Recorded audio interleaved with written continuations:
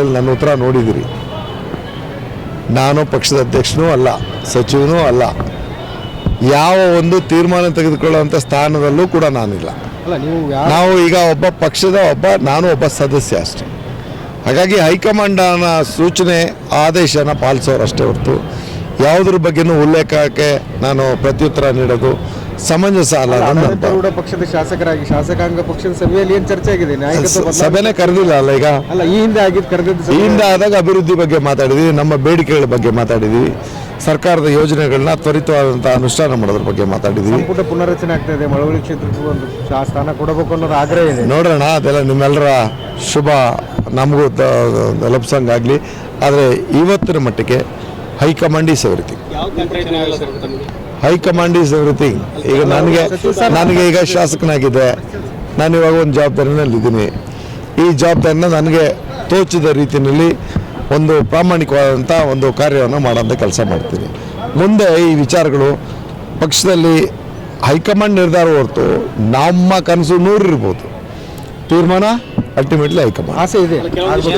ನಾನು ಮೊದಲೇ ಹೇಳಿದ್ದೇನೆ, ನಾವೇನು ಸನ್ಯಾಸಿಗಳಲ್ಲ, ರಾಜಕಾರಣಿಗಳು ಯಾರೂ ಸನ್ಯಾಸಿಗಳಲ್ಲ. ನಮ್ಮನ್ನ ಸನ್ಯಾಸಿಗಳು ಮಾಡಲೂಬೇಡಿ.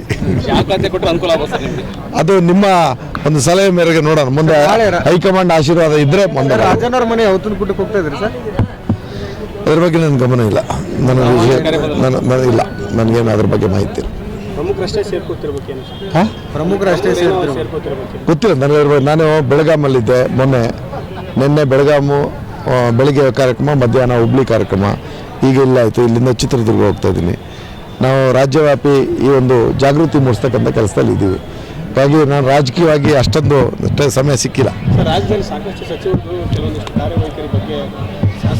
ಈಗ ನಿಮ್ಮೆಲ್ಲ ಈ ವಿಚಾರಗಳನ್ನು ನೀವೇ ಅವಲೋಕನ ಮಾಡಿ. ನಾನು ಉತ್ತರ ಕೊಡೋಣ, ಇದ್ರ ಜವಾಬ್ದಾರಿನ, ಇದ್ರ ಬಗ್ಗೆ ನಾನು ಮಾತಾಡಿದ್ರೆ ಇಕ್ಕಟ್ಟಿಗೆ ನಾನೇ ಸಿಕ್ಕಲ್ವಾ? ದಯವಿಟ್ಟು ತಪ್ಪು ತಿಳಿಬೇಡಿ. ನಮ್ಮ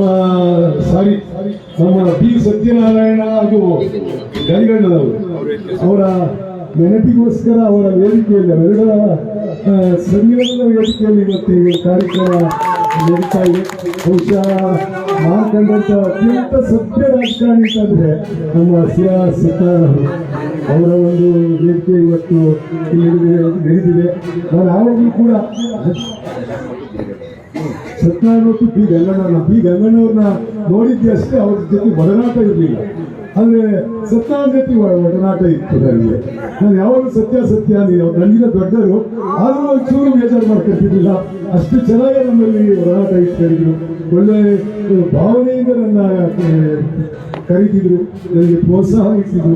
ಅಂತ ಒಬ್ಬ ಧೀಮಂತ ನಾಯಕನ ಹೆಸರು ಇಟ್ಟಿರ್ತಕ್ಕಂಥ ಗಂಗಣ್ಣವರು, ಅವರು ಮತ್ತೆ ಒಳ್ಳೆ ನುರಿತ ರಾಜಕಾರಣಿ, ಅವರ ಹೆಸರಲ್ಲಿ ಹಾಕಿರ್ತಕ್ಕಂಥ ಈ 2 ವೇದಿಕೆಗಳ ಮುಖೇನ ಇವತ್ತು ನಾಟಕ ಅದ್ಭುತವಾಗಿ ಮೂಡಿಬರುತ್ತೆ ಅಂತ ನಾನಾದ್ರೂ ಭಾವಿಸಿದ್ದೀನಿ. ನಾನು ಯಾವತ್ತೂ ಈ ಕಲಾವಿದರು ನೋಡಿಲ್ಲ. ನಮ್ಮ ಕಲಾವಿದರಾಗಿದ್ರೆ ನಾನು ಶುರು ಮಾಡಿದ್ದೆ ನಾಟಕ ಇದ್ದಾರೆ.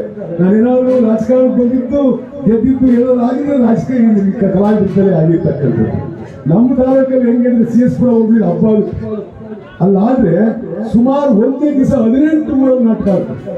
ನಾನು ಬೆಳಿಗ್ಗೆ ಲಾಸ್ಟ್ ನಾಟಕ ಹೋಗೋ ವರ್ಷಕ್ಕೆ ಮಂಗಳ ಆಡ್ತಾ ಇದ್ರು, ಆದ್ರೂ ಬಿಡ್ತಿಲ್ಲ, ಪ್ರತಿಯೊಂದು ನಾಟಕಗಳು ಹೋಗ್ತಿದ್ದೆ. ಅಷ್ಟು ನಾಟಕದ ಹುಚ್ಚು. ಆಗ ಅದೇ ರೀತಿ ಇಲ್ಲೂ ಕೂಡ ಇವೆಲ್ಲ ಸೇರಿರೋದು ನೋಡಿದ್ರೆ ಇವತ್ತು ಕಲಾವಿದರಿಗೆ ಹೆಚ್ಚಿನ ರೀತಿಯಾಗಿರ್ತಕ್ಕಂಥ ಪ್ರೋತ್ಸಾಹ ಕೊಡ್ತೀರಾ. ಒಳ್ಳೆ ನಾಟಕ ಆಗುತ್ತೆ. ನನಗೂ ನೋಡೋಕೆ ಆಸೆ ಇದೆ.